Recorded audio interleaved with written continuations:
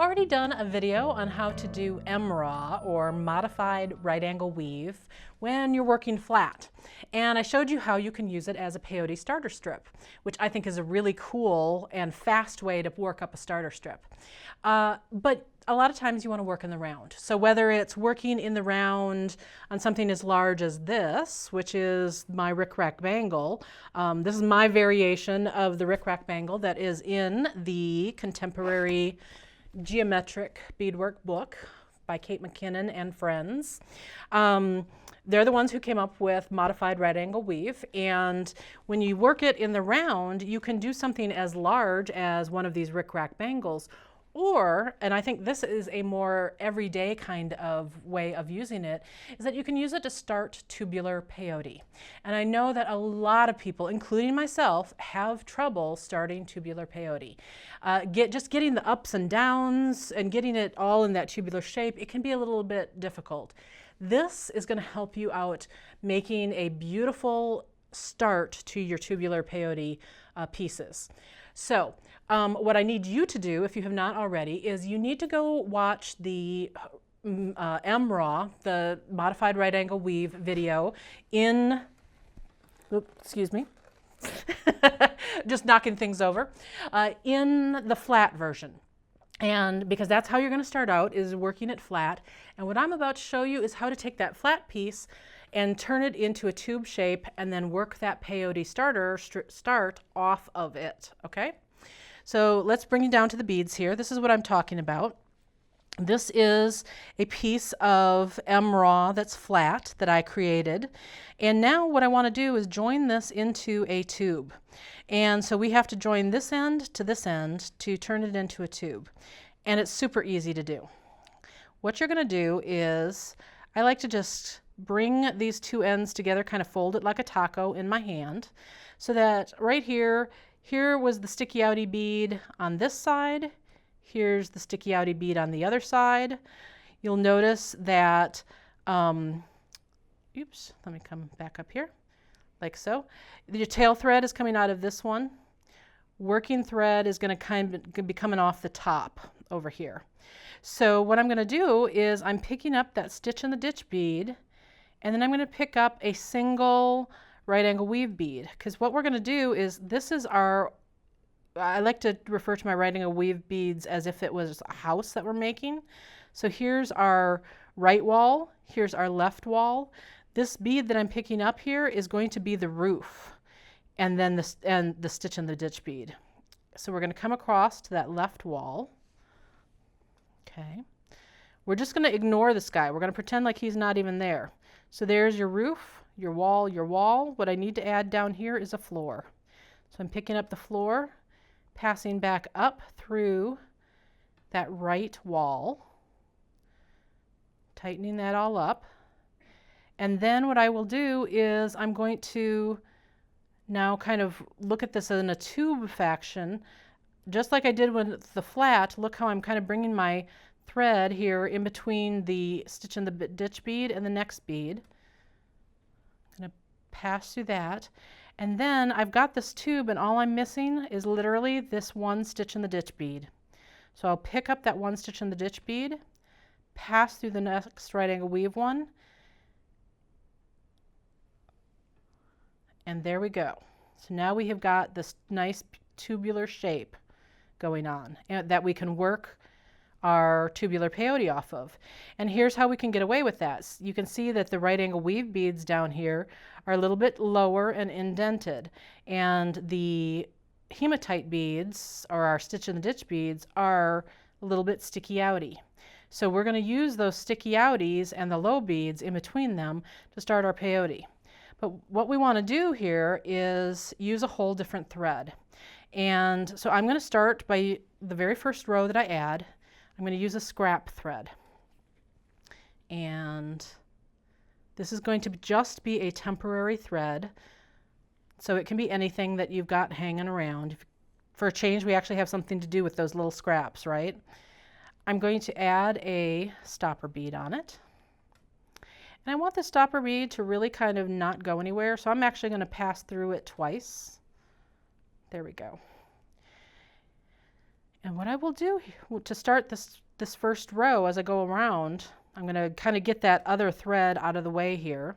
If I were going to use this as a permanent starter strip, I would actually just end off this thread. But for right now, I'm just leaving it so I can move forward. So I will pass through a right angle weave bead and then up through a stitch in the ditch bead. That's basically my step up. And then let's peyote around with our hematite beads. So we're skipping over the low bead and passing through the sticky outie. We'll do that all the way around. So you can see that right off the bat, one of the reasons this is an easier way of starting your peyote stitch is because you have a little something to hold on to. I mean, that's one of the things that I say all the time, is that the first couple of rows are your hardest because you don't have much to hold on to. Well, in this case, we've got that little right angle weave piece down there that we're holding on to. Okay, we're coming around to the end here. This is our last stitch for this piece. So I'm not even going to worry about doing the step up here. I'm just going to make that last stitch, tighten that up nicely, and then I'm going to add another stopper beads to temporarily hold this thread in place. So I add the stopper bead on this side. Again, I'm going to go ahead and go through it twice with my needle, and then I'm going to slide it down so that it holds that tension. And now finally I can start working with my real working thread. Get these needles out of the way here. And I am going to go ahead and add one stopper bead on to my working thread. So when you start this, you'll need 3 stopper beads and that scrap piece of thread. Okay, so just like I did before, what I'm going to do here is pass through a low bead.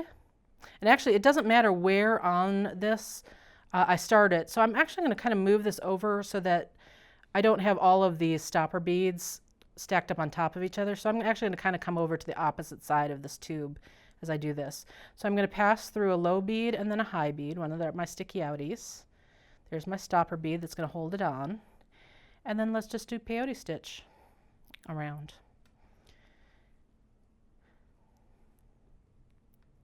You do have those stopper beads that are kind of in the way there, and so you do want to make sure that as you go around, you're kind of watching to make sure that you do not get thread caught around one of them. And there's the sticky outie. And kind of move that stopper bead out of the way so we can see. There's a sticky outie. Next sticky outie, and then this stitch will be our step up. And the reason I can tell that my next stitch is my step up is because look how big this V gap is here. So here's the one that my new bead is going to sit on top of. There's the next bead that it will go through, and then there's the step up to go to that tallest of the sticky outie beads. Okay, now we're going to disconnect all of that right angle weave stuff, the modified MRAW stuff. But what you want to do is you want to have probably 4 or 5 rows of peyote stitch done before you do that. And the reason is once we disconnect the 2 pieces, then you're not going to have anything to hold on to again.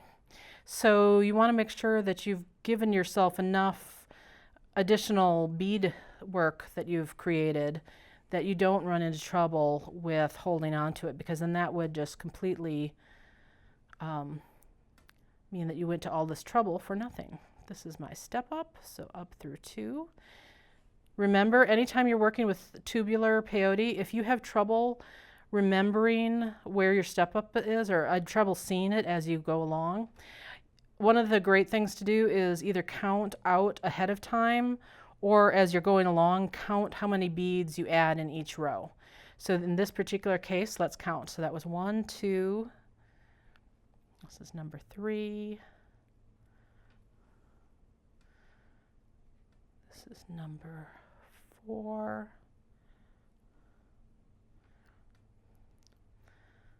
is number 5. And this is number 6. So 6 around, and then that should be where my step up is. So if I needed to, I could separate out 6, and then I just know that after I get through that 6, that is where I should be looking for my step up. You know, I make it look easy because I've been doing this for 15 years. And so, you know, I see the step up with no problem. But let me tell you, when I first started bead weaving, it was probably a good 2 years before I was really reliable about being able to see the step up every time.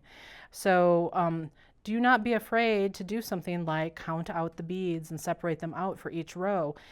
That is a perfectly valid thing to do, and it will make your life easier. Okay, so I've got quite a few rows going on here, and I feel pretty comfortable that I can continue this peyote without having this MRAW section on here. So to get rid of it, what we're going to do is, remember those 2 stopper beads on the temporary thread? Well, we're going to remove those. And that's the other reason why I kind of put the working thread stopper bead off to the side somewhere else, is because the 2 temporary ones are right together.